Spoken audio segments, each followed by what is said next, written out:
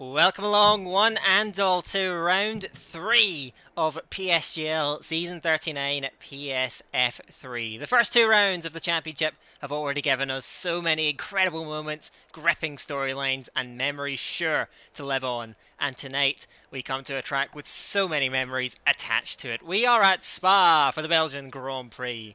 And to take you through the action here tonight, it is your usual PSF3 lineup of myself, Daka, and alongside me, as always, is my good friend Ghost. How are you this evening? Doing well, Daka, doing well. Been a busy day, but PSGL always brightens things up at the end of a long day, especially here in PSF3. And I mean, look at this weather and look at this circuit. Heavy rain by the looks of things here in Spa. Although, having said that, Gippo's gone out on the Inters, so it might not be that bad. But most others going out in the wets for now. Yeah, cannot wait for this. I do wonder if it will stay like this for the race. I'm just going to ride on board with Gippo to see how he's doing on his outlap. At the moment, he's looking very tentative, I will say. Yeah, this is the sort of session where the drivers are going to be experimenting all the way through as the track evolves over these 18 minutes.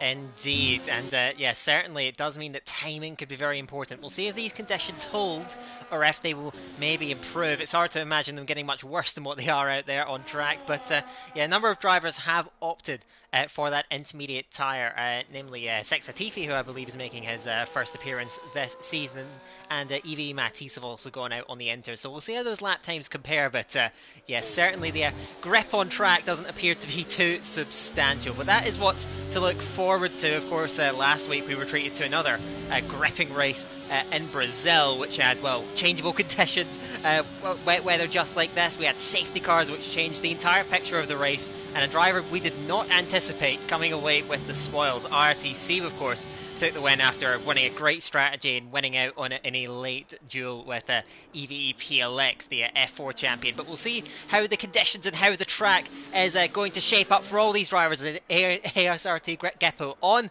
the intermediate tyres gets us kicked off here. Indeed he does. Down towards Lassource, braking just before the 100-metre board. Huge lock of the rears as he goes through. That is not going to be the ideal line through that corner as he now heads down towards Eau Rouge and Radion. All the way up the hill. I wonder if we'll get any side-by-side action through here in the race. Anyone brave enough to go for it. But anyway, Gippo down the straight he goes through the Camel Straight and down towards Le Com, which is turn 7 coming up. Using most of that ERS, still got 40% left in the tank as he heads through Le Com.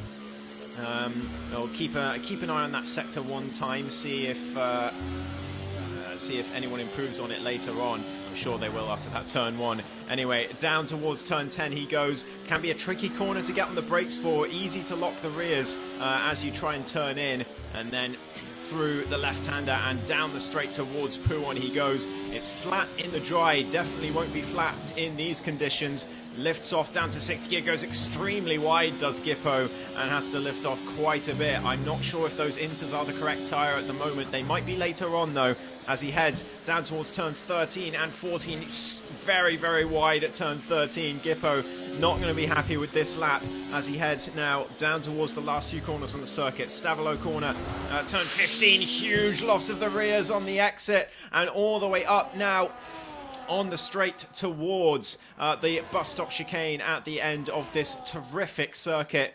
It's flat through here in the dry, flat through in the wet as well. I'm not sure about Blanchimont. No, he's flat through there as well as he heads down towards the final braking zone. Brakes at about 125 meters there, Gippo, making absolutely sure. As he does complete the lap. I was wondering if he'd head into the pits, but no, he completes the lap. It looks like he's saved DRS to have another go. A 58.0, I'm sure that will be swiftly beaten, Daka. Yeah, that lap looked very sketchy, and the wets, I imagine, will be the much more secure tyre as it stands, as Spyros does prove that right, but not by as big a margin as I actually would have expected, 1.2 seconds. We'll see how other wet laps do compare. As Vidig immediately pounces and gets into the 155s. 155 at 777 is at the top of the timesheets for now. Much more to come, of course, but yeah, as it stands, those intermediates do not look like the tyre to be on almost untamable. That has last looked for Geppo out there on the track earlier on. Vessel's coming to the end of the lap then, is at 8 tenths behind Zvidek, who I think that time is proving to be very impressive, but bettered by IRT Nick, who goes fastest. Expect drivers to, of course, stay out on track longer, try and get more of a handle on the conditions out there as they continue to evolve. But as they run over it, you'll see a grippier line, a drier line will begin to appear on the track, and that may allow for some of the intermediate runners to be competitive, but as it stands, it doesn't look that way. The wet's easily the tyre to be on, and IRT Nick with a very impressive opening to this session on a 1:55.5 for the moment, 6 minutes in. Absolutely, and I've just seen Matisse head into the pits. He had a go on the intermediate tyres for an outlap. I think he's decided it's not the correct tyre. So he's come in presumably to change back onto the wets, although as the track evolves, those inters might come into play in the last few minutes perhaps. AGK though goes to pole position as we're used to seeing him. Ruben proves the inters might not be as bad as they seemed on Gippo's car though. Only goes, well, I mean I say only a second behind, but he's P5. And you know, AGK, as we know, is a incredible qualifier in PSF3. Hang on. As Gippo, wow, on the inters, here we go. The inters definitely proving to get better as this session progresses. I think those wets are going to be in the garage before long for all the drivers, and it will start to be the inters, although, you know, that dry line that's starting to appear on the circuit may have something to do with that, so maybe the wets will come back into play too. But this is going to be one of those sessions, Daka, where I think anyone could be on pole, depending on the timing of their laps and whether they can get the lap that they need, because it's oh so easy to make mistakes in conditions like these, especially on a lap as long as Spa-Francorchamps. Nearly 2 minutes they have to concentrate for and be absolutely perfect. It's extraordinary, and yes, that's what's going to be very critical. They always say last car across the line in these kinds of sessions. That could very well prove to be the case here. We've already seen the transformation of intermediates, how quickly they have come into their own. In terms of that grip, and you can see Geppo, he shaved nearly 4 seconds off of his lap. Obviously he's adapting to the intermediates, but as the track continues to be run on, you see those inters become more and more competitive, and the wets will, I imagine from now, be virtually a liability in this session, and drivers are going to have to get onto them and get used to them and get setting laps, because we're already nearly halfway through the session. And that's another thing about Spa as well. You mentioned how long the lap is, but that also plays into how many attempts you have, as Ruben goes fastest then, just pepping Geppo's time by a mere 100th of a second. But you get so few opportunities here, and especially because it is a wet session, you're really going to have to make them count, because you will not have many circuits around here.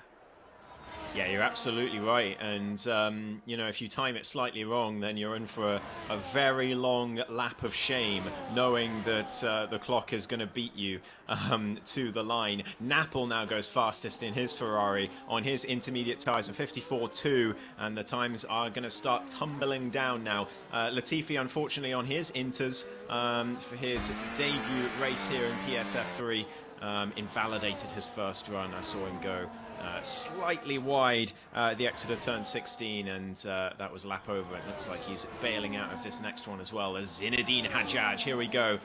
Race 1 winner and championship leader comes down towards turn 1, also on the intermediate tyres. It looks like he stayed in the pits for a little bit, yes, Daka, just to wait for the conditions to get better, knowing that they would.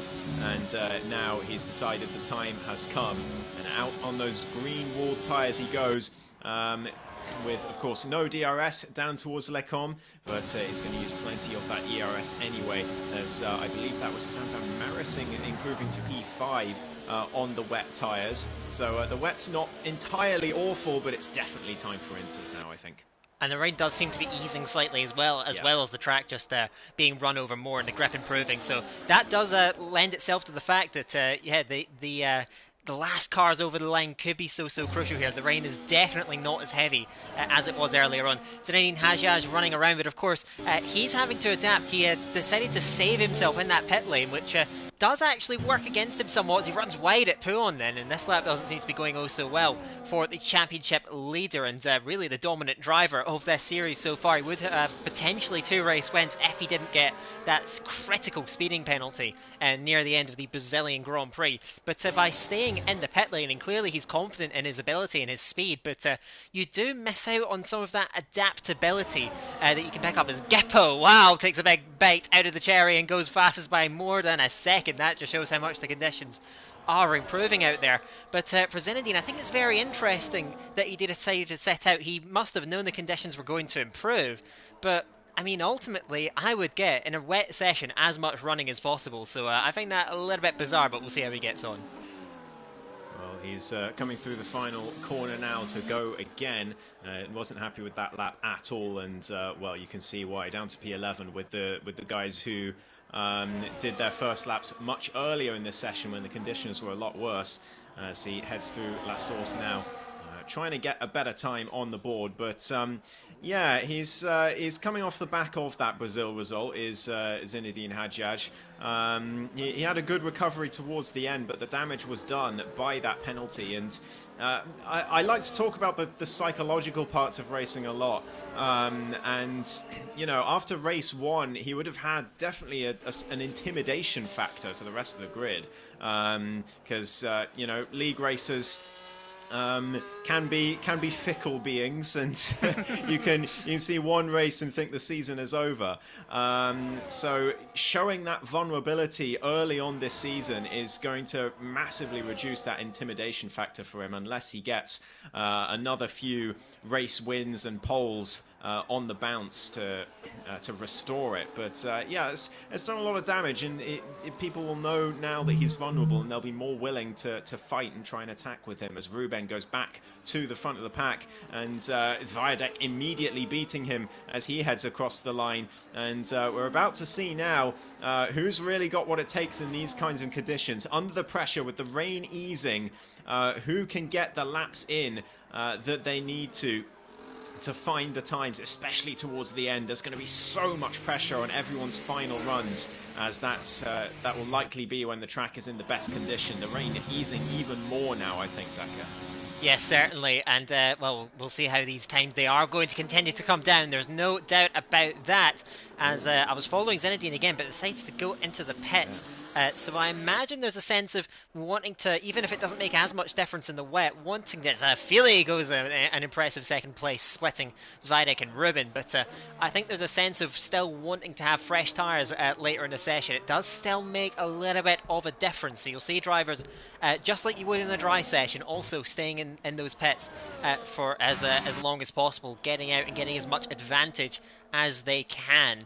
So Zvidek still topping the times. Evie Matisse in the Aston Martin, but this does not look like a competitive lap. Does dive to the pit lane. Behind is Vessel in the McLaren. The Dutchman looks to be on a strong lap, heading up to the lane, goes fourth, and those times very, very tight at the top, considering it is a wet session around, as Go said, a nearly 2-minute long lap. So Vessel, a strong lap. AGK, oh, this looks fast. Look at that second sector time. I think this is going to go fastest. Yes, it is. And AGK goes to the top of the timesheets. An incredible driver over one lap, but we saw as well how quick he was in those early laps at Interlagos when it was wet. This is a man who knows how to handle these kinds of conditions, and well, the qualifying specialist of PSF3 sets a marker out, but I expect the times will continue to come down, so this is far from over.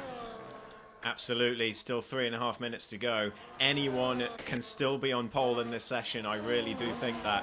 I wonder if anyone will chance the slicks right at the end of the session. I don't know about that, but someone might try it. As well, Nick's certainly looking at them in the pit lane. I can see him switching to them while he's in the pits, just to have a look at the delta. But I don't think the time is going to come for those. But maybe someone will give it a shot. As next across the line looks like it's going to be the Red Bull of Philly, but I think he's heading into the pits, is he? Yes, he is. So in that case, it will be the V-Carb just behind of Nico, and he is 3.7 seconds up in the middle sector. This could be a very nice lap from Nico in the V-Carb. Could it even challenge AGK for pole? Yes, it beats him. 2/10 in fact. He gets to pole position, and that just shows this track is getting better and better with every dozen of seconds, really. It is rapidly evolving, this circuit, and it really is going to be a question of timing, but at the same time, you could have a lot of drivers coming out at similar times. I know we have collisions off for qualifying in PSGL, but even so, having drivers all around you when you're doing a lap is going to be very distracting. So it's whether anyone in that final bunch of drivers who gets across the line last will get distracted by each other. Lars van der Linden, though, if I could speak, goes back or goes to pole position for the first time, immediately beaten by Napple by nearly half a second in the Ferrari. Plenty more times coming in. Spyros just goes to P6, but in the same conditions as Napple, goes 1.2 seconds slower. So it's definitely, some drivers are really loving these conditions here in Spa, and others not so much. Look at all the drivers, Ghost, that are heading through the Lake Om complex at the moment. That's and these guys, they are fine on time, but they do have to keep a move on, and certainly not get distracted by all the cars running around with each other. But that's what we're looking for. Again, it's that last car across the line. But I think one of the first cars to kick off a final flying lap will be Latifi, who has not set a competitive time, not set a time at all, in fact. And really a lot of pressure on here, but he does have the best of the conditions of anyone that's tackled the track just so far, but everyone else is virtually on the other side of the track from him, so naturally, and I suppose you need to try and get a lap in by any means necessary, but he's at a disadvantage to everyone else, but we'll see how he gets on. Yeah, I think Philly and Sam Van Marising are in a bit of trouble here, Daka. They may not make it to the line in time. It's going to be very, very close. There'll be a few seconds in it either way. As they come through the latter part of Sector 2 now. They're right at the back of the train. There's a lot of cars very close to each other that could distract each other at the end of Sector 3 right now. 30 seconds to go. I'm just going to ride on board with Philly. I'll let you know whether he and Sam Van Marising make it to the line in time. I think they'll just about be okay, but it is going to be mighty close. Let's see then. There's only 20 seconds to the line. That is going to be close. I'll watch Latifi then in that Alpine filtering through the Fania complexes. Oh my goodness, AGK takes a big bite out of the rest of the drivers once again. A 50.4. That is the benchmark, and that is going to take some beating. Latifi, oh, it's a good second sector time, but a massive moment coming out of Stavolo, and I think that will put that to an end, as it looks like Vessel is brought to an end in the pit lane, but Philly just about made it over the line, Ghost. Yeah, and so did Nico Daka by, I'm pretty sure it was less than a second in it. He just about made it, so he is going to be the last driver across the line. So we'll see how he does, because he's shown some fringes of pace in this race, or in this qualifying for sure. But Latifi goes to P2 with his final run after a lot of invalidations. He'll be happy with that. But how far is he going to drop as the track evolves? It's going to be all these pressure laps coming in. Who can handle it and who will crumble? There's plenty of drivers coming through. Who's going to be first? I think it's going to be the Williams of IRT Nick, who may be regretting going out so early. We'll see as he comes to the last few corners now. Through Blanchimont he goes, and down towards the bus stop chicane. He could well get himself to pole, but he could easily drop all the way back down to 15th again afterwards. He comes to the final chicane, goes a bit deep. That will not help either. He's out of VRS2. Down towards the line he goes. Is it going to be pole? It is by 4/10, but how far will he drop? AGK's in the gravel. No improvement for him, so he is going to drop quite a long way. Mathieusz goes to P2. A lot of drivers coming through, Daka. Zinedine Hajjaj, who's the championship leader, goes fourth, unable to go any higher than that. So we will get another pole setter, but who will it be? A lot of lap times to come in. Ruben, fourth. Zweideg, fifth. Geppo, fastest. Just Pep's neck. Is that going to be enough for pole position as cars continue to come across the line? There's an entire train gearing up. Matisse only to 13th. Behind is the Ferrari. Napple goes fastest, and Philly goes even faster on a 49.8. Nico goes in the fourth place, incredibly tight at the top as Siebel bow out. I believe he didn't actually go for a final run in the end with the others, so Philly takes it away. Wow, what a finale that was. Times constantly coming in as we expected it. It all ramped up right in the end, and championship contender, of course, in PSF4 last season, takes away a pole position ahead of Napoli. It's maybe not an order we would have anticipated, but that is the drama that a wet qualifying session brings. Wow, Ghost, that was a watch. Oh, brilliant. I love these kinds of qualifying. It's fantastic stuff. Vessel in the chat saying he invalidated his lap at the end, so he ends up 17th. But yeah, it's Philly on a sensational pole position with Napple on the front row with him. Gippo and Nico make up row 2, but AGK down in 7th, Zinedine Hadjaj down in 11th. So big drives for them to, if they want to get themselves further up the grid, especially championship leader Zinedine Hadjaj. So could be an all-timer of a drive if he can nonetheless get his way back to the top. Looks like a dry session, at least to start with, for the race.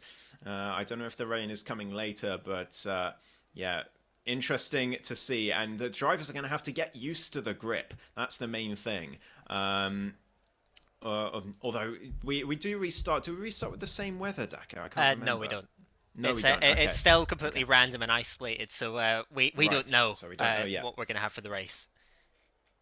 That's right. I commentate in too many different leagues. There's too many rule changes. But yeah, no, we will restart the session and see. But if it does still end up dry for the race, then the drivers are going to have their adaptability put to the test because, of course, they've done all that qualifying in low grip, having to get used to the slightly increasing grip over the course of the session.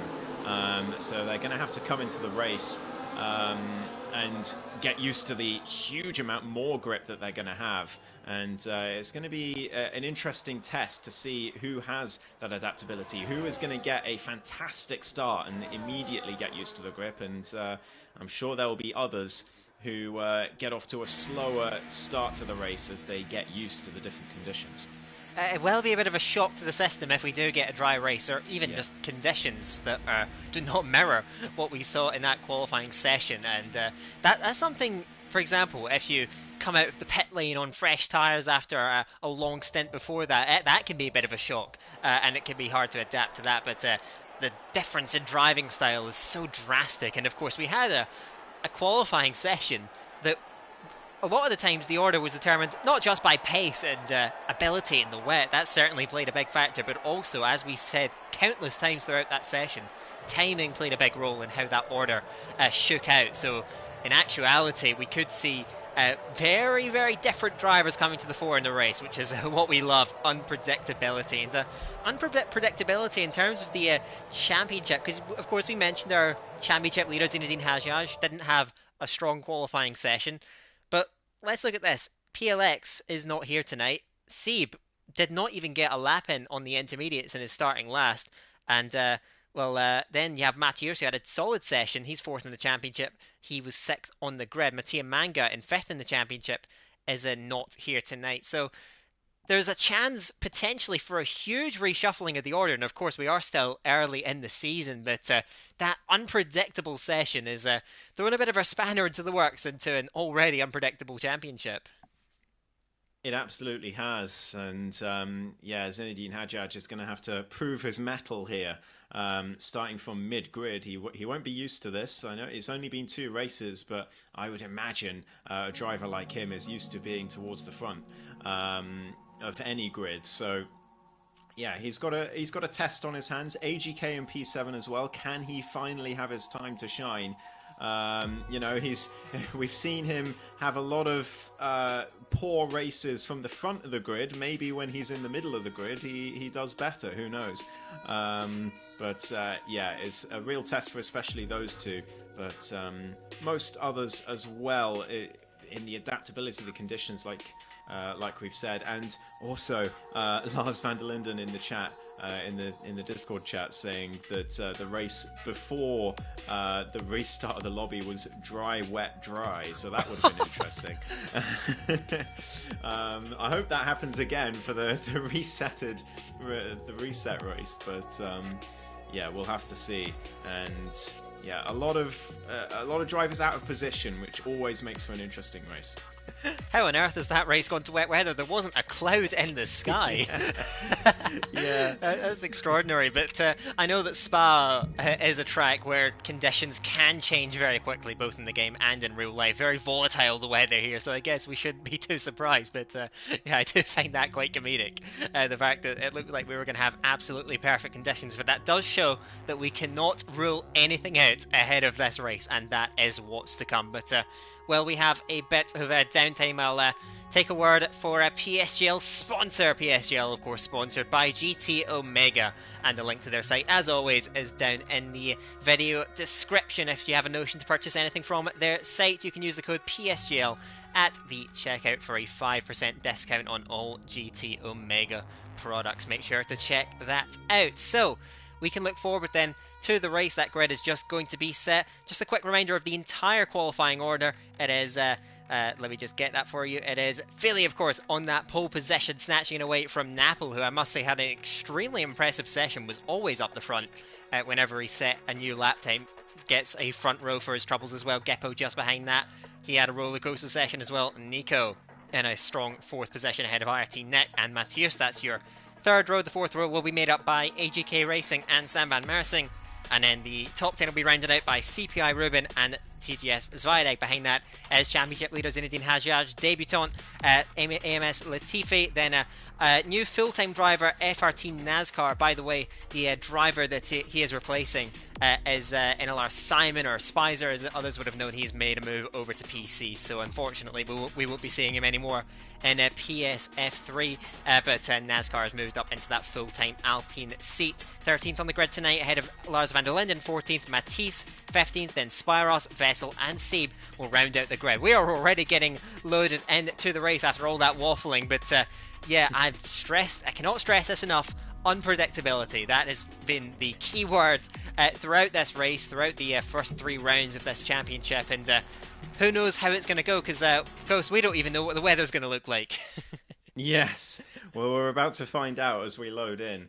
I do hope it's changeable again, because that would be incredibly interesting, especially after we had Brazil last week, where that threw plenty of spanners in the works, with drivers making poor strategy decisions and others making fantastic strategy decisions. What's it going to be as we load in? It's dry to start with, and to be honest, Daka, I'm looking at the sky.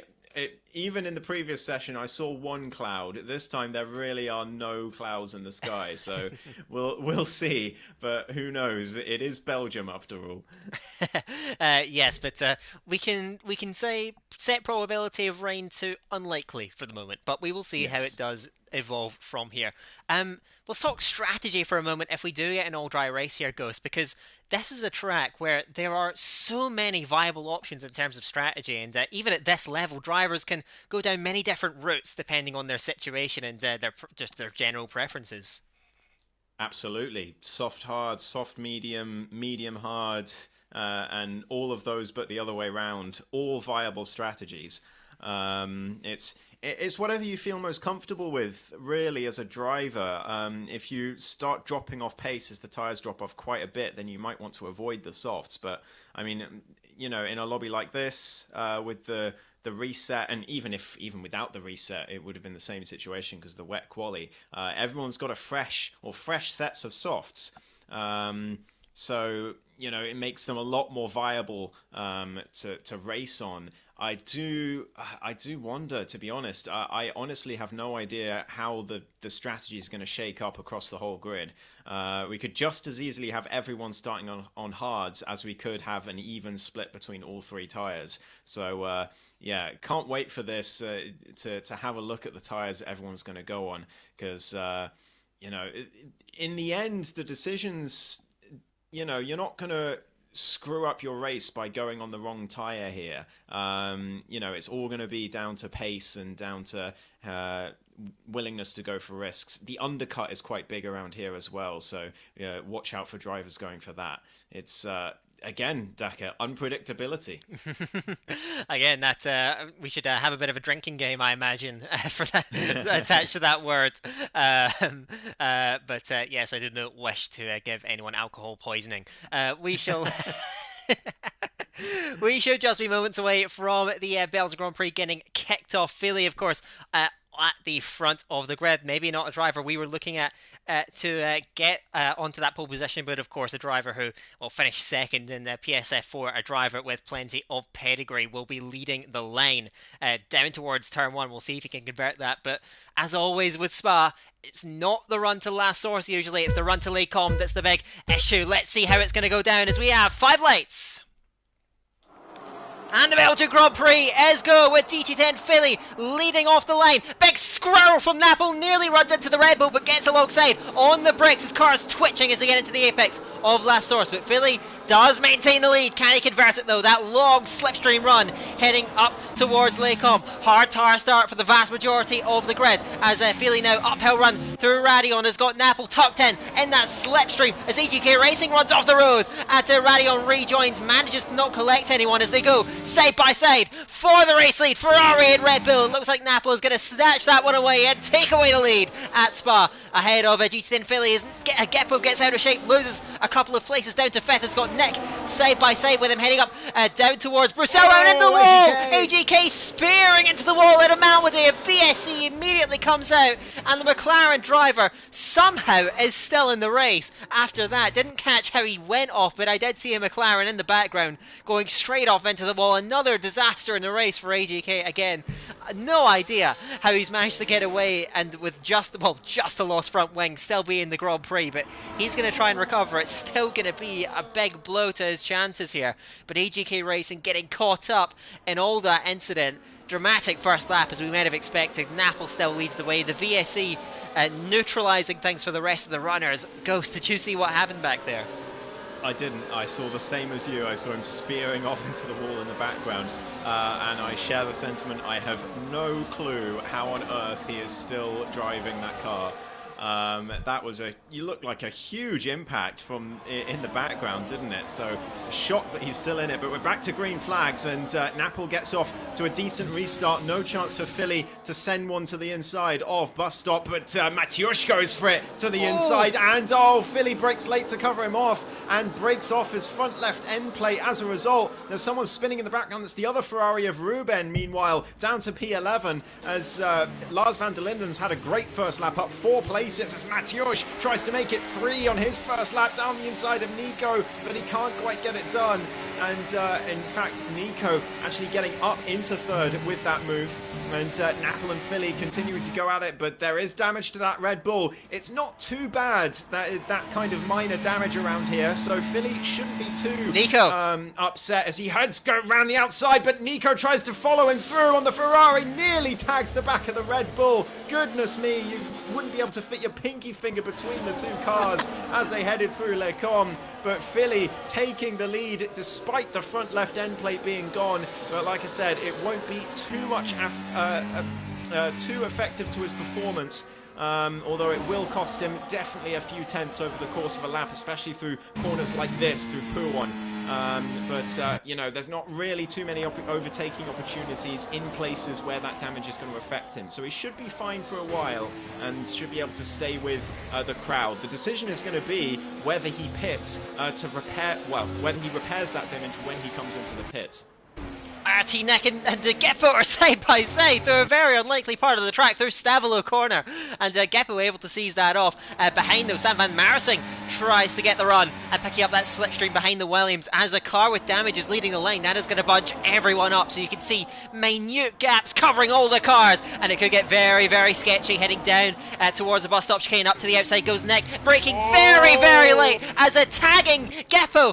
Geppo tags Napple and the Ferrari driver losing places then. He tries to recover into the wall to Mateusz. Mateusz dropping back down the order. There's cars everywhere at the moment. I cannot track what's going on as heading into last source now for the 3rd time in the race. Matisse picking up a penalty going into the pit lane as Lars already outside his viaduct, and Napple still ghosted after getting tagged at the bus stop chicane as ghosting inside Sam van Marsing, and the V car tries to clear. The Ferrari does so in the end. They'll swap for the lead. Nico will now lead this race after the incident incident on the last lap. Geppo and Nick swapping as further back, Zanine Hajar is trying to get on the move then to Napel and Sam Van Marsing, and Nick still side by side of V-Carb, getting caught up and losing 1, 2, 3 places as rounding outside goes Lars van der Linden, and to the other side goes Weiding, trying to pounce his way through in the Mercedes. Can he get his way through side by side through Bruxelles? Around the outside goes the V-Carb, gets the inside line for No Name Corner, seizes away that possession. My goodness, though, that was a manic end to the last lap then, as cars getting caught up. Then Napel got caught up, somehow has managed to recover and remain in that 5th place for the time being, as that separation though has occurred with Geppo trying to get towards the front too. That he's pushing on this lap to get up towards the leaders. Nico now leads the way up 3 places in the race, but my goodness, Ghost, as I said right before it happened, the cars were so bunched up, and down the bus stop chicane there, everything came to blows. Oh, well, you know when you get 3 buses at once at a bus stop, that's essentially what happened there. So many cars going into the bus stop chicane side by side. It was always going to go wrong. I was sort of riding on board with a car in the middle of that pack. It was just a comedy of errors. There was so much contact as they all headed through. I think 3 or 4 cars had a half spin or got spun, so it was really difficult to watch, to be honest, with all those cars in through there. But they've all just about survived, at least. They're still pointing in the right direction, but Gippo now 1.5 seconds behind Nico and Philly, who've built a nice little gap to the cars behind thanks to Gippo running out VRS on the previous lap. Nick says thank you very much with the DRS and gets ahead down towards Lecombe, but it's a long way back from 1.5 seconds behind, although Nick had a very nice line through Lecombe there and immediately gained 3/10 on the top 2. Of course, remember, Philly still has that damage that could leave the door open for Nick to regain that time. He seems very quick for race pace in that Williams, already nearly within the second as they head through sector 2. IRT Nick loves this track. I remember from last season he had an awesome comeback drive through the field and was even fighting for the win late in the race. So IRT Nick is a driver to watch in terms of race pace at this track. There's no question about that, and using that to good effect. He's completely gapped Geppo over the course of this lap, and partially thanks to Philly's damage as well. Cut away at the man in P2 in this throughout this lap, and now just 7/10 back. So Nick seems to have bridged the cross and is dragging a whole lot of drivers with him. So we have 15 cars for the lead at the moment, as further back Weiding tries to make up a place. He's looking to the outside of Sam Van Marsing, goes round the outside of Blanchimon and is going to make that one work by the looks of things. They're running up behind Lars van der Linden, who's covering them off, and on the inside Weiding tries to see it through. Sam breaks just a little bit later, but also goes a little bit deeper, fights back at the second apex, but Weiding powers away. That's a great move for the Mercedes driver, moves up 1 possession already, maybe looking for another. Latifi as well as scampering over the back of Sam Van Marsing. They all bunch up Concertina through last source, but yes, the bridge has been made by Nick towards Philly, but Philly was up to 8/10 back behind Nico. Now the DRS is going to save him on this occasion, but I think with that damage, every lap is going to need to be strong if he wants to stay with Nico, because throughout that middle sector that is holding him back so much. As further back, Napel and Geppo, and Geppo's going to back out of that one. Through goes the Ferrari to 4th as Lars sees off as Weiding, as the 6th Latifi gets through on Sam Van Marsing, so they all still swap and change back there in the midfield, and you can see as well as Weiding going defensive, so it's getting very tight back there. But up at the front, Nico seems more than able to hold the lead with Philly's damage, and it's whether Philly can hang on, because I think that middle sector is going to become increasingly testing for the Red Bull driver. Yeah, I think Nick is going to smell blood here. He's likely going to go for a move on Philly sooner rather than later if he senses the danger of running out of DRS to Nico, as there's contact further back between Latifi and Sam Van Marsing. Sam Van Marsing trying to go down the inside after Pouon, and it didn't quite work out. They locked wheels, and Sam had a bit of a half spin, lost a position to Ruben there, and now is under pressure from Spyros as well as they head down the straight towards the bus stop chicane, and Spyros looking like he's getting that move done, but Sam Van Marsing not done yet. Spyros not done yet either, looks to the inside, but Ruben breaks even later, and there's more contact through bus stop. Sam Van Marsing finds his way past the Sauber again and gets his way back up to P11, but it is and its bus stop is a haven for contact in this race so far. Gippo and Lars van der Linden having a nice little battle through La Source meanwhile as they head down towards Eau Rouge and Radion. Are they going to be side by side up the hill? Let's find out. Who's going to back out? Gippo backs out just before they go through, and probably sensibly so. But Nick finally getting that move done on Philly, and now he's going to charge after race leader Nico as Zinedine Hadjaj trying to make progress as well. He gets past Lars van der Linden, and Gippo losing another position down to P8 from third on the grid, but he gets back down the inside of the latter part. Lecon, there's a bit of contact. They nearly both speared off into the wall, but Sviadek saw the writing on the wall and backed out just before it happened. It's very clever reactions from the Mercedes driver as that seed going all out of sorts in the background, and Spyros nearly into the wall. He half spins too. More contact going on. There's so much contact in this race so far. All the drivers so close together on pace, and with the DRS as well. It's so hard to gap anyone. But Sieb up 6 positions from the start. Lars van der Linden up 8 positions to P6. And championship leader Zinedine Hadjaj from 11th on the grid is now in the top 5. But Napoli up in front of him seems to be struggling to stay in contact then, and the Ferrari burning a lot of battery down that straight, but the gap is actually appeared behind Philly, which is a bit surprising. Napoli maybe maybe a driver who is very adept in the wet conditions but struggling more in the dry, as round the outside goes Viadek, breaks late compared to Geppo and runs a bit too deep, and Geppo is going to reclaim that around the outside of the bus stop. But these guys are going to be careful scrapping at this part of the track because they could lose the DRS to the cars in front, as Latifi lunges into La Source against Viadek. A great move. He's going to force him right onto the gravel, and the Mercedes driver's going to pay for that. Loses out 2 places immediately as Latifi. It was a great move, but very forceful on the exit. Does have 8th position now, has Ruben and the second Ferrari all over him, who goes up to the left hand side down the Kemmel Straight, and they're going to go to battle. Zinedine moves past Napel late move on Lars van der Linden, keeps it in front of him as Latifi and Ruben battle it out. Ruben unable to get around the outside and gets caught up behind the Alpine. Sam van Marsing then behind that, then Zvidek, Sieb, Mathieu's, NASCAR, and then Spyros. That is the group. Still extraordinary in size, but they filter through the middle sector all fine. But yeah, Zinedine gets past Napel. Napel does appear to be the car that's struggling the most in terms of pace, so Zinedine picks him up and immediately charges after the race leaders, as Philly actually seems to have rallied somewhat even with that damage. But Zinedine up to 4th place, but it does seem like it's the Ferrari of Napel. Not sure, don't see any damage on him, but he seems to be struggling in comparison to the other cars around, and now has Lars up 8 places in the race, as you mentioned, tracking him down. Yeah, this is fantastic from Zinedine Hadjaj.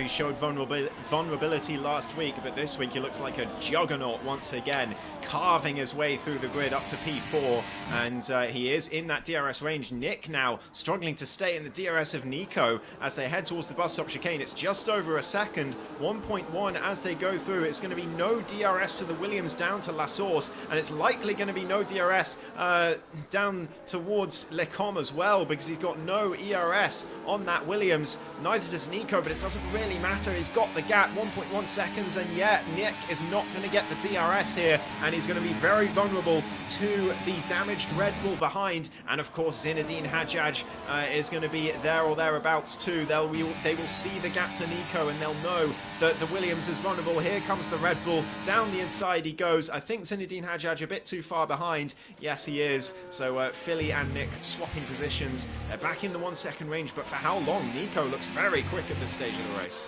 He is absolutely flying, and against Philly in this high downforce second sector, this is where he will have the advantage. Philly just does not have the grip in these high-speed corners to be able to stay with him, and immediately that gap over 1 second as the Red Bull languishes and understeers around these very high-speed corners in through Poulon. That's probably the worst corner on the track for that damage, as a Nick runs wide behind, and Zinedine that towards Lefania maybe feeling interested, but decides to hang back for the time being and remain patient in that 4th place versus Nick. But Nick did seem to be falling away. These guys, of course, all on the hard tyres. Virtually everyone has gone for the same strategy. I thought there were many different options, but it hasn't quite turned out that way in the end. These guys expect them.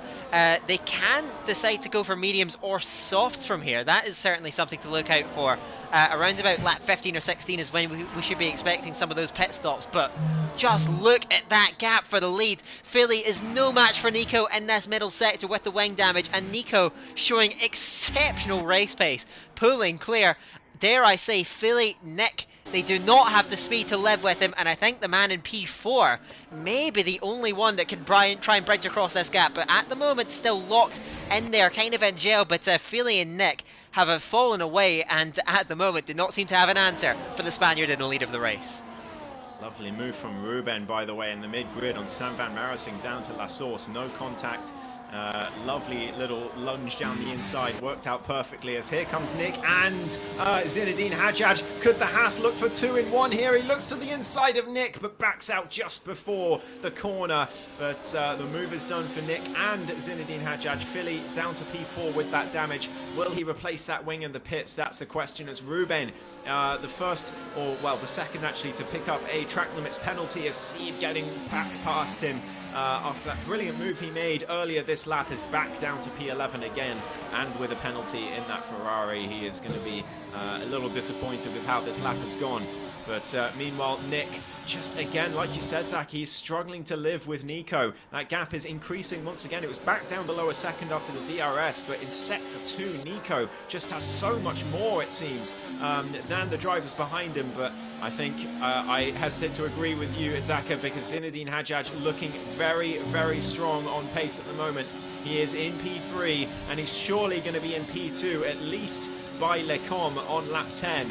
And we'll see if he has the pace to deal with Nico once he gets into that second place position. What a drive so far from Zinedine Hajjaj. He's just been so patient. He didn't make up a single position on lap 1. He has just taken the opportunities when they've come, and he has gotten himself in a fantastic position now.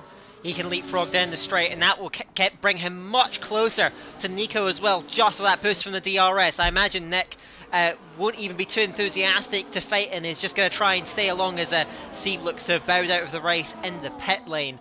So we'll see no more of the Williams driver tonight. But look at Zinedine, he's having to lift to avoid overtaking him too early, as he nearly runs into the back of him through Radion, and it looks like Nick is going to have no defence against Philly either, as the Red Bull driver, the pole setter, slips through into third position.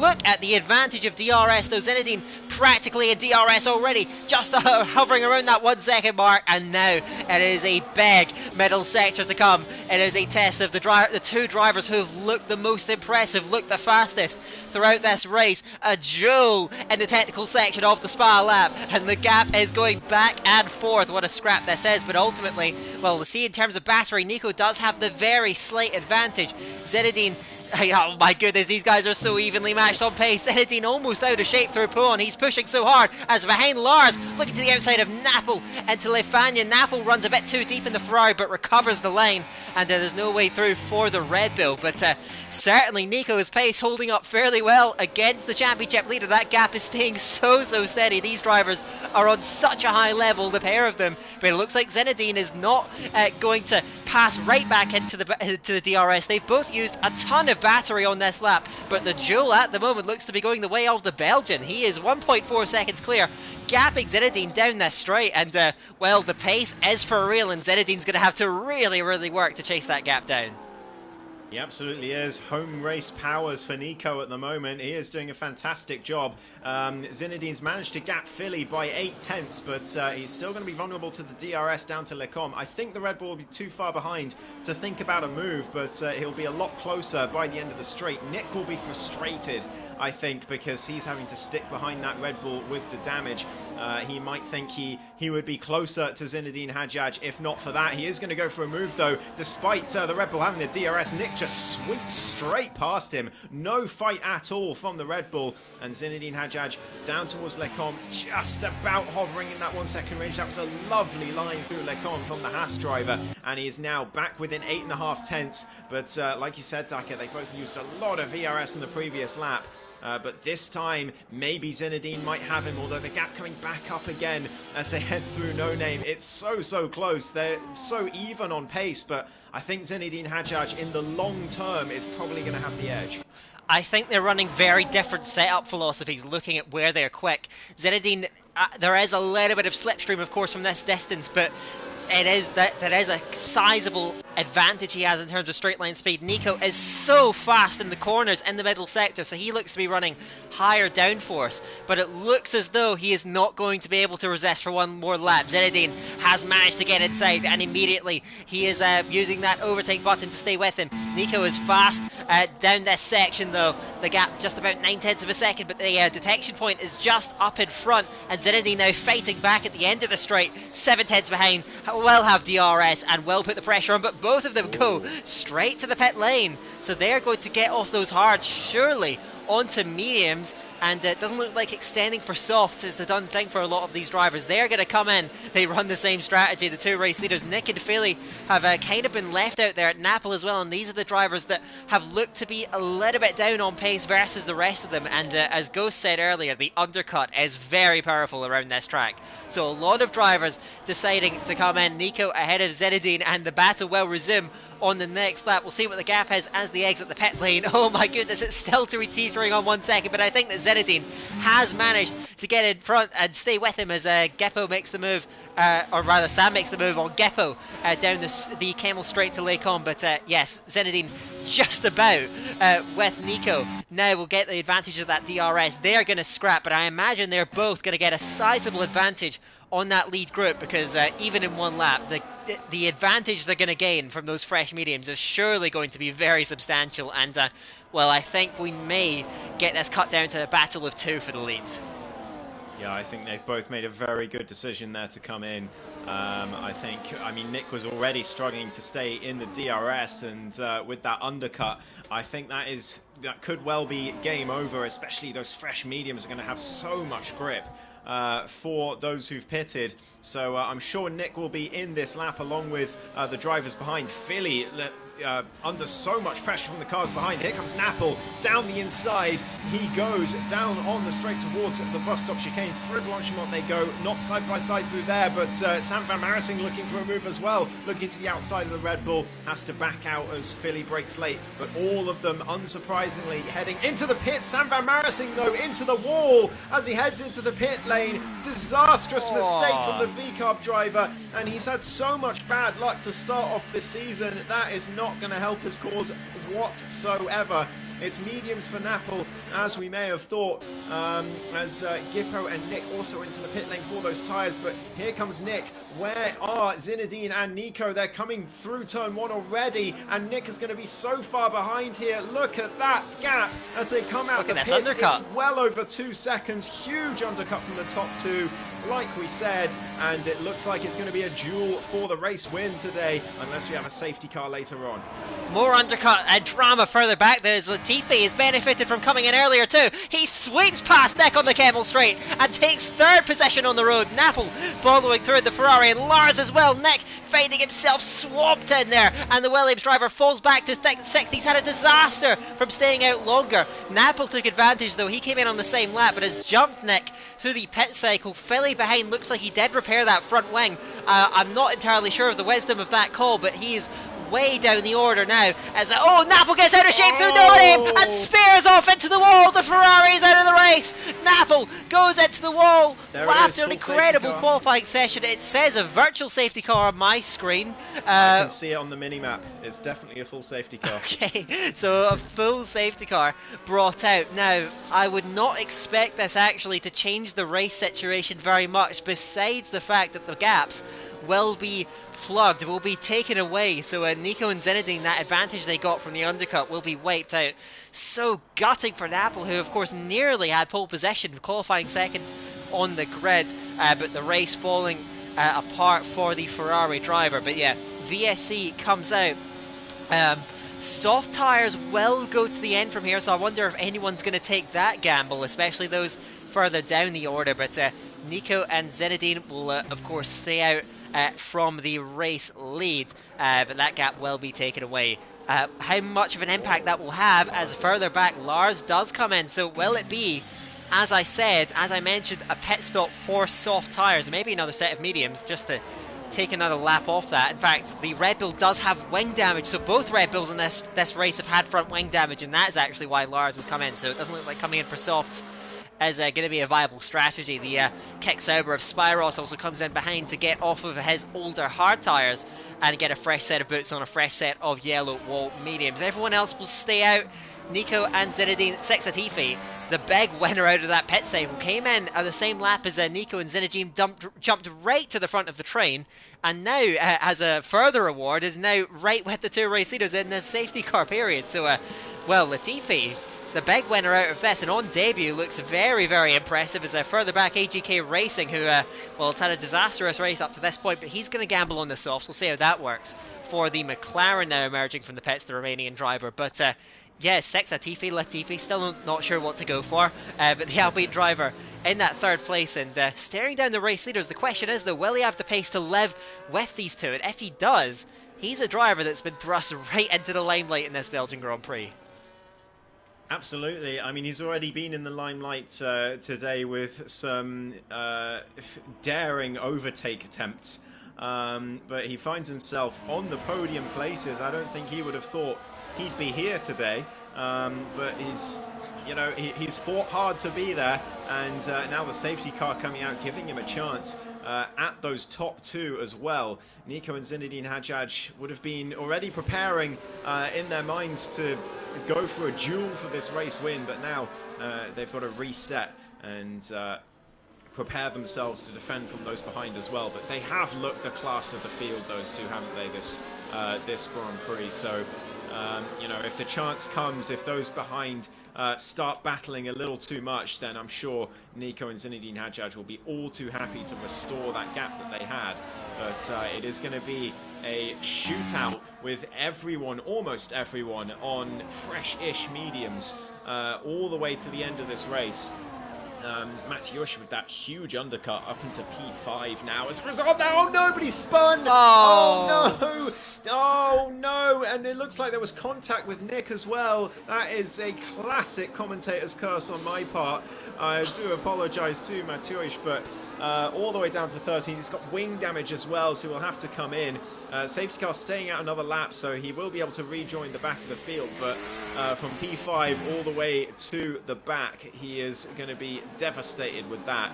And, well, he'll serve the 10-second penalty as well, I think, in the pit lane, but it won't matter too much. Yeah, there we go. He's serving it. And Matisse in as well for fresh tyres, unsurprisingly. Clever stuff from Matisse there to wait a lap, knowing that the safety car would stay out anyway. So why wear out the softs for a lap when you don't need to? So he's going to rejoin in P15, Mateusz right at the back.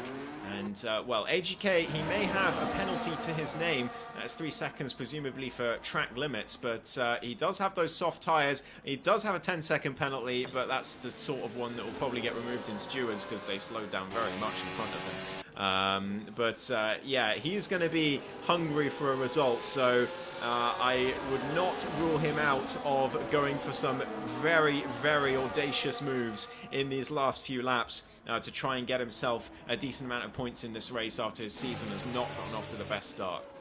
He'll be charging. We'll keep an eye out on that. And yes, I will also apologise on behalf of my co-commentator then to Evie Mateusz. Oh, that was brutal. That was nearly as bad as my Nick commentator's curse from last season.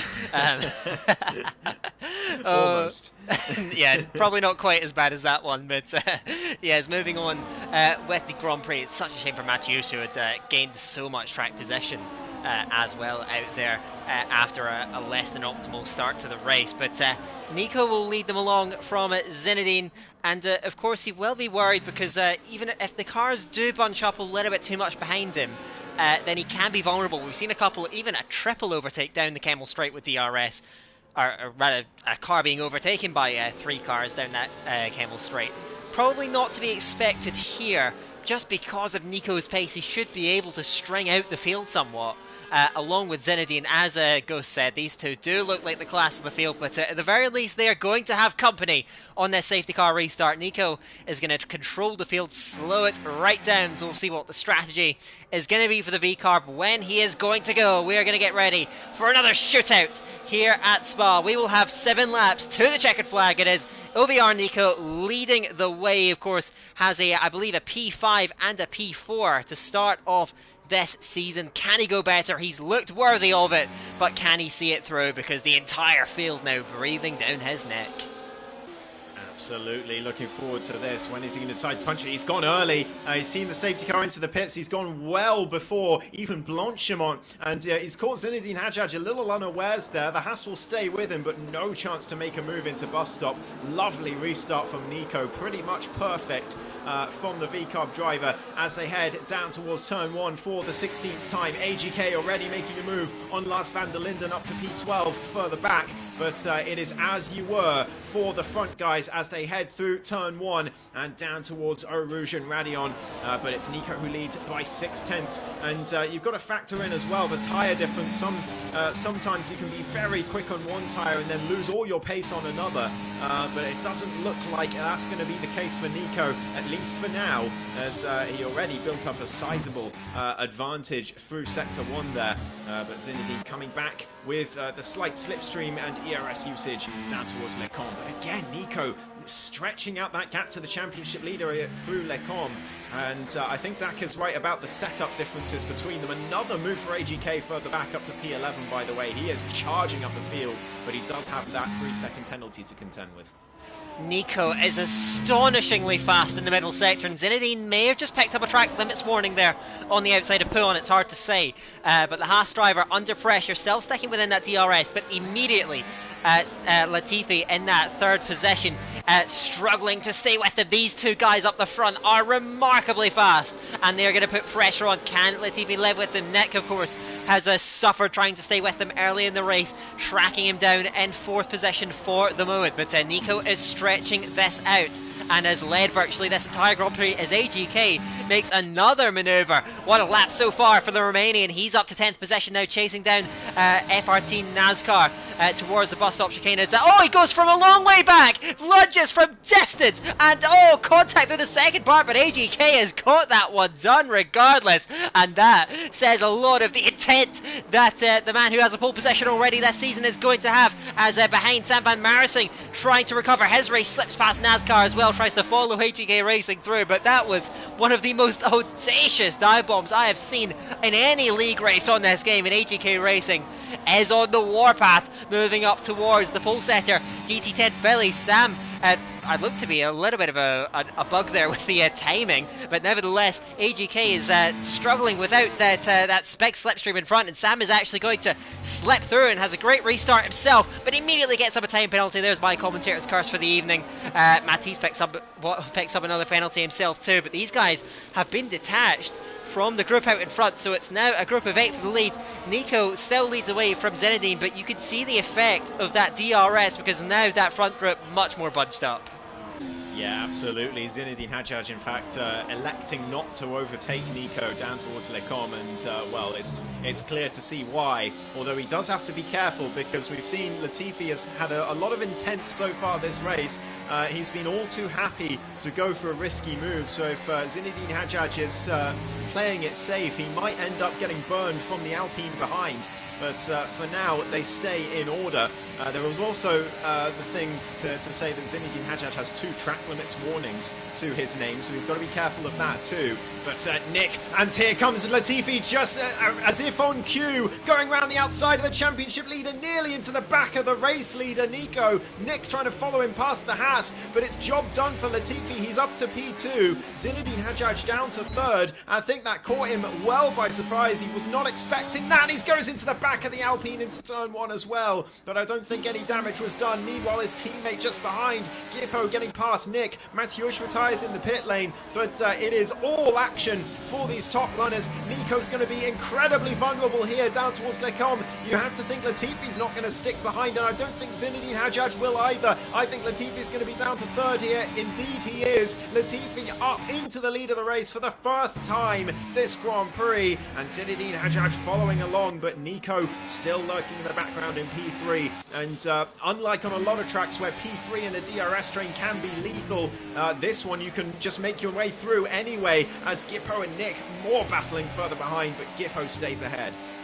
Yeah, trying to go all the way around the outside of Bruxelles. A very ambitious move as Sam van Marsing has gone past Ruben further back. And actually, these guys now detached once more. Sam van Marsing put in a great dig to get through as AGK getting very close, even into Puon to the Ferrari. He's not going to send one into Fania, surely, but I imagine getting increasingly frustrated because he needs to make the most of these soft tyres as he gets a little bit out of shape through Campos Corner. You can see how close these guys are all running from 7th position downwards, but Sam van Marsing seems to have very impressive pace. He has, of course, some of the freshest tyres in the field and trying to put them to good effect, but of course he's also losing out with that 3-second time penalty. Up the road, Nick tried to fight back against Geppo with a huge lunge into the bus stop chicane, nearly runs it to Nico, squeezes Geppo right to the edge of the track, and still the Haas stays in there. They nearly come together on the exit, but Nick has gone through ahead of Geppo, who has to cover up Zviadek in turn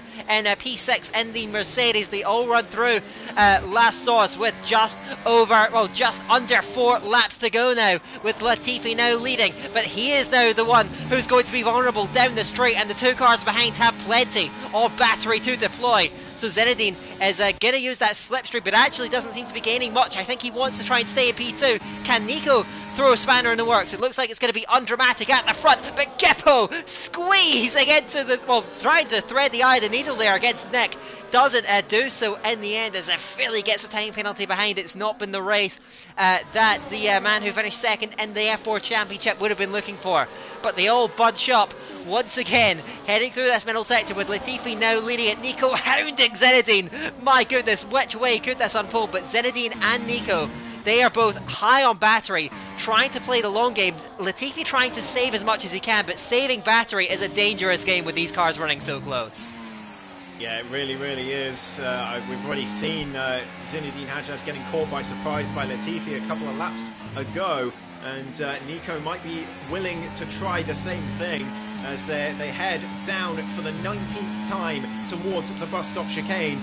Nick in the background as well. I maintain any of these top 6 could win this race, Daka. It could easily go horribly wrong for the cars in front at any moment, but in this instance, Nico happy to stick behind Zinedine Hajjaj for now. Just doesn't want to use too much ERS, I think. Wants to save it for later. Doesn't want to make the mistake of using too much ERS early on as Zviadek and Sam van Marsing battling through the bus stop chicane. Here comes Sam van Marsing around the outside of Last Source. It gets squeezed nearly onto the grass as they head towards the braking zone. Perfectly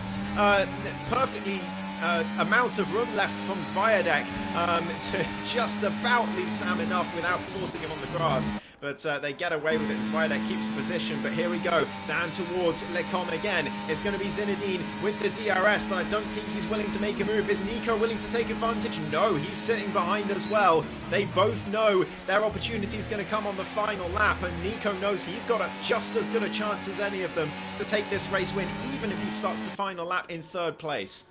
Yes, as you said earlier, 3rd in the DRS train can provide so much danger to the front two. Unlike so many other tracks, Nico, well, his damage doesn't seem to be done down the straights. He's so fast. Look at him hounding Zinedine. I feel like he has been perhaps the man of the race and ultimately just lost out with that double move down the Kemmel Straight a couple of laps ago. Can he strike back? We have 2.5 laps to go. Neck is still in there as well, lurking. Zinedine looks to be hanging back for me. I think he doesn't seem to be trying to hound Latifi through this middle sector. He seems to be going under his limit through this middle sector, if anything, trying to leave a gap so possibly he can get a clear run at it down the straight. I'm not sure as a vessel has gone off further back in the race, but we're coming out now with just over 2 laps to go. Zinedine, the nerve he must have with Nico breathing down his neck, and Nick too, but they're running oh so close as they head towards the bus stop chicane, bunching up again under braking. Zinedine is round! Zinedine is round! Unbelievable! And another late race error from the championship leader drops him immediately down the field. Zinedine Hajjaj down in a 7th place, battling away with Ruben. I don't think there was any contact. I didn't see any anyway. He bags wheels with Sam van Marsing, furious with what happened down at the bus stop chicane. He snatches up sixth place in the end, but again, just like in Brazil, he's made an error that's completely changed the course of action at the front of this race, with Latifi now leading, Nico now chasing him down, and Nick tried to capitalise. Latifi is now making a beeline at the front of the race. Nico, though, immediately closes the gap, gets tucked right up behind the Alpine, and there was almost contact between the two of them. Look at the top four, separated by almost nothing but Ghost. Zinedine Hajjaj is adding off at the end of this race, and the complete concept of this race now changes. Nico, the big winner, now sits in second place and now has a clear run at Latifi towards the final lap, looking for that race win now. Absolutely, and so does Nick. But Zinedine Hajjaj, once again, he is far from infallible so far this season, and we've seen it again with a mistake into the bus stop chicane with just 2 laps to go. He is down in 6th. He could still win this race, believe it or not, even with that mistake, because with everyone so close together, anything can still happen here, and he's still not got a penalty to his name too, which is a big help as well. But they head down for the penultimate time towards the bus stop chicane, and they've got to remember as well, it's not going to be done even if you make the move on the camel straight down towards the Lecom. It is far from over, because you have this straight down to the bus stop chicane left to go. You can still get moves on the final lap in the final chicane as well. Oh, there's a mistake from Nico there. I think maybe Nick went into the back of him. I'm not sure. He did tag him, but Nico now 7/10 behind Latifi, and he's got to waste ERS getting back towards him. Could this be a huge moment for Latifi to try and win on debut here? Sviatek and Nick, meanwhile, as they go through turn 1, I think Sviatek making that move up to turn 4. Zinedine Hajjaj in the background. Here we go for the final time down towards Lecom. I think Nico's too far back though, Daka. He is. He's got nothing left in ERS either. Gippo right behind him, but he's not able to make a move too. And Latifi will be feeling very, very grateful for that mistake from Nico, but we know that Sector 2 is where Nico shines. Latifi's still got ERS to spare. On the curb he goes. He tries to find as much time as possible. NASCAR and Matisse out on the Kemmel straight. I don't know how that happened, but Nick and Zinedine Hajjaj side by side through No Name. Nick on the gravel, loses the rear, and down to P7 he goes. Zinedine up to 5th, but Nick may not be happy with that one. He will not indeed getting forced off, but this is now up for the lead, because Latifi leads from Nico, but it is not over yet. There is still that long slipstream run heading down towards, and Latifi makes a mistake, runs wide at Campos corner, and a penalty, a critical penalty right in the death, and Latifi is the debut dream gone. Nico will have seen that, his eyes will have lit up, and now he charges forth in the pound seat for the race win now. Gippo is far too far back to make an impression, so Nico may not even have to make the move on track that he wanted to. He will still fight it on the track as Latifi goes extremely defensive into the bus stop chicane, doing everything he can to hold off, and he will do so on the run to the lane on track, but the penalty will hand the win to OVR Nico in incredibly dramatic fashion. Second, Gippo, Sviatek, an unlikely third from Zinedine. Fourth, Latifi. Fifth, will the penalty be removed in the stewards room? We will see, but provisionally we will say OVR Nico is your race winner for another absorbing Belgian Grand Prix. So it is Latifi 5th, Spyros in 6th at the end from Sam van Mersing, another costly penalty for the Dutchman. Then it is Nick, Philly and Ruben rounding out the top 10 from AGK, who may get another penalty removed himself and move up into the points. Then Lars van der Linden, Vessel. That brings the Belgian Grand Prix to an end, and what a moment then with Latifi there just out of Campos corner. Then you saw him getting off the line, and I was certainly not seeing that penalty coming. My goodness, I'm trying to watch it back just on the live stream then, as he just got offline, a little bit of oversteer, and runs millimeters, absolute millimeters off the road, and ultimately the game was not having it. What a dramatic finale. You could say probably the driver of the day, the top driver of the day has ended up winning, but wow, Ghost, I have almost lost my mind from what we've just witnessed on that final lap. Goodness me, I mean, talk about action, talk about drama in those last few laps. I mean, Nico takes the race win at his home Grand Prix as well. The only Belgian on the grid today, and he takes the win. Fantastic stuff for Nico with Gippo in P2. Zviadek, like you said, an unlikely P3. He'll be delighted with that. Zinedine Hajjaj down in 4th. It's still a decent recovery drive objectively from 11th on the grid, but we know how much more it could have been for the Frenchman. And I think he will retain his championship lead, but it won't be as much as he would have hoped. Latifi down in P5, absolutely gutting for him. The final lap, getting that penalty.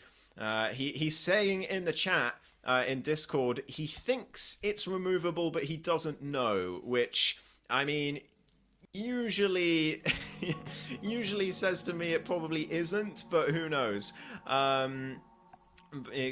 We'll see if it happens in the stewards. We'll update you next week, whatever happens. I'm sure there'll be plenty to report, although whether there'll be legitimate reports is another question. We've seen so many reports chalked off by the admins the last couple of weeks. Yeah, we'll see. We'll update you next week, but nothing can be taken away from Nico. I think, for me, driver of the day for sure. Just didn't seem to make any mistakes whatsoever. The only mistake we saw from him was at the bus stop chicane, and that wasn't even a mistake because Nick tagged him in the rear. So yeah, I think absolutely flawless drive from Nico. He did very, very little wrong today, and for me, easy driver of the day. I don't know about you, Decker. Yeah, well, we'll see about Latifi's penalty, because he also had, of course, an incredible drive through the field, an incredible strategy call, an inspired strategy call. Don't forget, well, he probably wouldn't have been in the fight for the win without the safety car. He jumped all the way up to the podium on merit with that undercut, which was pretty incredible. And he says he can remove the penalty. We do have some fans of his in the chat, so I don't want to disappoint them too much.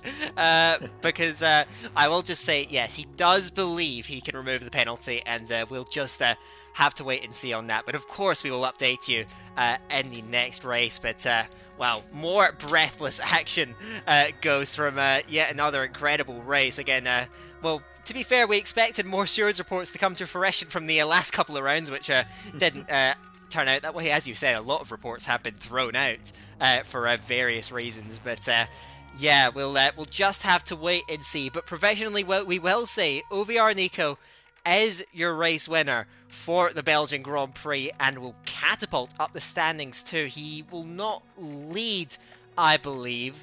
I think Zinedine will have just about held on to it, but Nico certainly thrusting himself forward right into that fight. And yeah, another F4 graduate. Well, he was dominant in F4, at least for the couple of races he was there, but these guys are really showing themselves very strongly, and Nico, another driver to keep a very close eye on in that title fight. Absolutely, yeah, this is, I mean, you know, there were murmurs around after round one that this could be a sort of a little like last season. We still had a title battle going right down to the wire last season. But you know, after the first few rounds, Alex Marciano looked absolutely untouchable, and it seemed like he would run away with it. Of course, a few missed races from him meant it was closer in the end, but you know, after that first race win from Zinedine Hajjaj, where he looked so strong, and lest we forget how far ahead he was in qualifying, other than AGK, of course. Yeah, he won that race. You know, didn't go all his own way, but he did manage to win it. We did wonder if he would go on a hot streak to start off the season. It has not turned out that way at all. He's still been in the position to gain a decent amount of points in the last couple of weeks, despite his late race mistakes. Yeah, he needs to. He can't win a season just with fight back drives like that. He has to have races where nothing goes wrong, and at the moment, that's 2 out of 3 where something's gone wrong at the end. So he needs to sort that out if he wants to keep that championship lead. Because otherwise, I can definitely see it being thrown around various drivers this season if it carries on like this. Yes, certainly, but you do mention various drivers. It's hard to see an obvious it's hard to see an obvious standout in the standings. As it stands, it is going to be incredibly tight at the top with Different drivers coming to the fore in different rounds. The race situation throwing things up in the air, like we saw with Seb, of course, winning last time out in Brazil. So certainly, it is a season that where the clear picture has not come through yet. There's still a lot that remains to be seen. So yeah, we cannot say that the championship is going any one way at the moment. It is still far too early to call that, and yeah, we'll just have to see and how it progresses from here. We are a third of the way into the season already, of course. Only 9 rounds in this late game cycle season here, season 39. So yeah, that is 3 of 9 rounds in the books, and well, the next race will come to us from Shanghai. That will be the Chinese Grand Prix next up.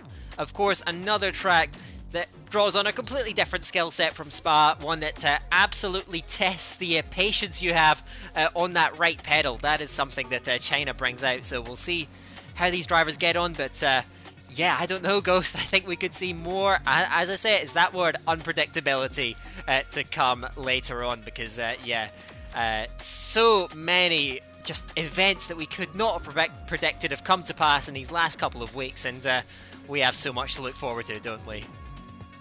We absolutely do. I mean, 2 of the most major events so far this season have been from messages appearing at the top of our screen, which is quite funny.